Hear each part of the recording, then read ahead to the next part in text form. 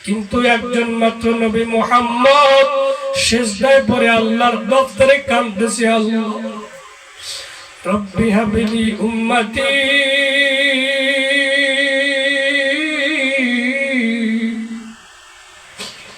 আল্লাহ আমার উম্মতের বাঁচাও,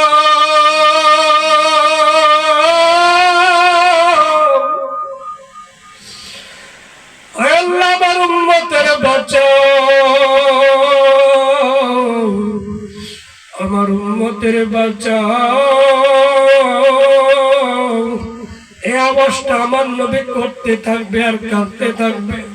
সব মানুষগুলো পাগল হয়ে যাবে, এই মানুষটা কে গো? সবাই বলতেছে আল্লাহ আমারে বাঁচাও, আর এই মানুষটা বলে আল্লাহ আমার উম্মতের বাঁচাও। মৃত্যুর আগ পর্যন্ত উম্মতের পাগল। উম্মত কিভাবে জান্নাতে যাবে, কিভাবে আল্লাহর জাহান্নাম থেকে মুক্তি পাবে, সেই টেনশনে নবী এখনো পর্যন্ত মদিনায় শুয়ে শুয়ে কাঁদতেন,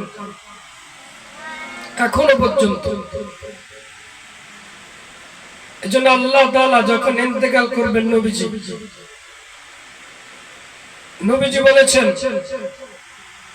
যে আমি সমস্ত নবী মৃত্যুর পরে আসমানে চলে গেছে, আমি আসমানে যাব না, আমি জমিনে থাকব।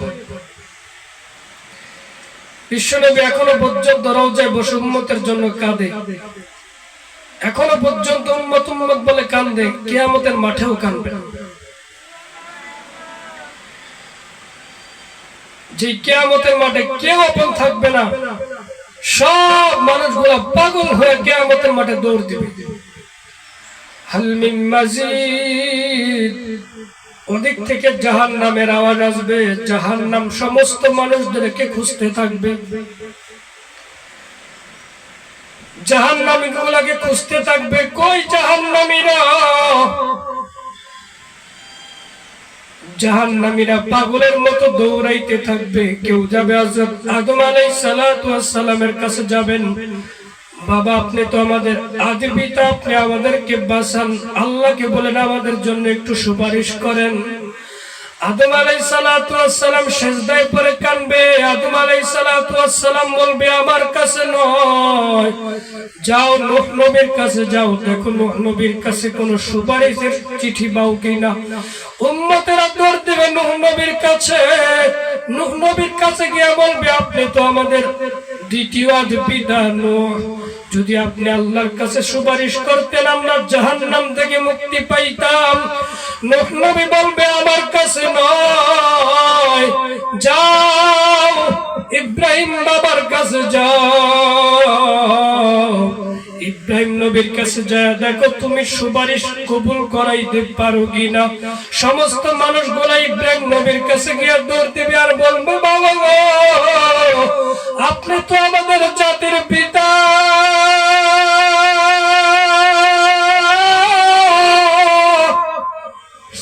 যদি আল্লাহকে বলে একটা সুপারিশ করতে পারেন জাহান্নাম থেকে মুক্তি পাইতাম। জাতির পিতা বলবে আমার কাছে নয়, যাও মুসা নবীর কাছে যাও। সমস্ত মানুষগুলা মুসা নবীর কাছে যাবেন। ও মুসা কালিমুল্লাহ পয়গম্বর মুসা, আপনি তো আল্লাহর সাথে তুরবারে কথা বলতেন, আপনার মতো এত জলিল কদর নবী আর হবে না, আপনি ডাইরেক্ট আল্লাহর সাথে সরাসরি কথা বলতেন। যদি আল্লাহর কাছে বলে আমাদেরকে একটা সুপারিশের দরখাস্ত মঞ্জুর করাইতে পারতেন, আপনি তো আল্লাহর সাথে এমন ভাবে কথা বলতেন যার কারণে আপনার নাম হয়ে মুসা কালিমুল্লাহ হয়ে গেছে।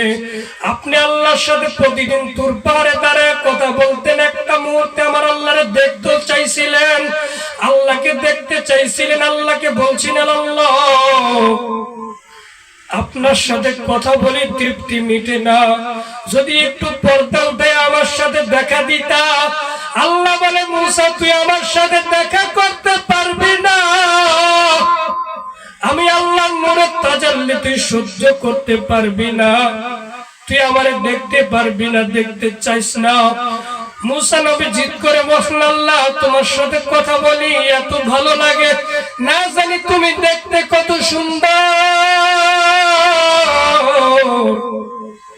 নবীর কাছে যাবি, ঈসা নবী ফিরাইয়া দিবেন। দাউদ নবীর কাছে যাবেন, দাউদ নবী ফিরাইয়া দিবেন। আমার কাছে নয়, সব পয়গম্বরদের কাছে যাবেন, সমস্ত পয়গম্বররা বলবে আমার কাছে নয়। হঠাৎ করে একজন ডাক দিয়া বলবে, আমি তোমাদেরকে একটা খবর দেই গো, কোন নবীর কাছে যাইয়া কোনো লাভ হবে না, একজন মানুষের কাছে যাও, নবী মুহাম্মদ, একজন মানুষের কাছে যাও, নবী মুহাম্মদের কাছে যাও। 1,24,000 পয়গম্বর সবাই আল্লাহর হুঙ্কারে ভয়ে থরথর করে কাঁপে, সব পয়গম্বররা কাঁপতে থাকে, একজন মাত্র নবী আমার, সমস্ত নবীরা নিজের জন্য কাঁদে, আল্লাহ আমারে বাঁচাও, আমারে বাঁচাও। জাহান্নামের যেইভাবে হুঙ্কার শুনি, জাহান্নাম বলতেছে হাল মিন মাজিদ, আল্লাহ আমারে বাঁচাও, জাহান্নাম চিল্লাইতে থাকবে। ওদিকে জাহান্নামীদের আওয়াজ, হঠাৎ করে একজন বলবে, কারো কাছে গিয়ে লাভ হবে না, একজন নবী মুহাম্মদের কাছে যাও। সমস্ত মানুষগুলা দৌড়ে নবী মুহাম্মদের কাছে যাবেন। সমস্ত মানুষগুলা যা দেখবে, সব নবীরা কাঁদতেছে, ইয়া নাফসি, আল্লাহ আমারে বাঁচাও। কিন্তু একজন মাত্র নবী মুহাম্মদ সিজদায় পড়ে আল্লাহর দরবারে কাঁদতেছে, আল্লাহ রব্বি হাবলি উম্মতি,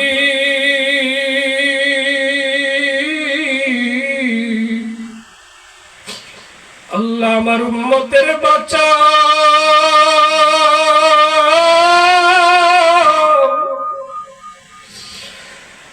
আল্লাহ আমার উম্মতের বাঁচাও, আমার উম্মতের বাঁচাও। এই অবস্থা আমার নবী করতে থাকবে আর কাঁদতে থাকবে, সব মানুষগুলো পাগল হয়ে যাবে, এই মানুষটা কে গো?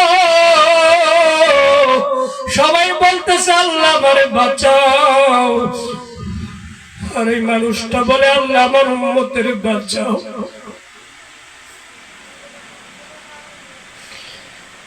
নবী আমার মাথায় উঠে বলবে, আমারে চিনিস না, আমি তোর সেই নবী, যেই নবীর উহুদের মাঠে তোর জন্য দাঁত ভাঙা রাখা আসছে,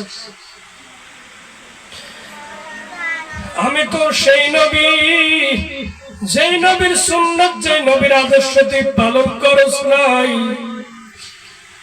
আমি তোর সেই নবী, যেই নবী তোর ভালো রাখার জন্য আল্লাহর কাছে দুনিয়ায় থাকতে দোয়া করে আসছিলাম। আমার ফ্যামিলির মধ্যে খাবার ছিল না, আমার মেয়ে ফাতেমার ঘরে খাবার ছিল না, তারপরে একবার আল্লাহরে বলি না, আল্লাহ জান্নাত থেকে খাবার পাঠাও। আমি যদি আল্লাহরে বলতাম, আল্লাহ জান্নাত থেকে খাবার পাঠিয়ে দিত, কিন্তু মনে রাখবি আমি তোর সেই নবী, আল্লাহকে বললে আল্লাহ পাঠিয়ে দিত। তারপরে আমি বলছি, আল্লাহ আমার উম্মতের রাইখে আমি জান্নাতের খাবার খাবো না।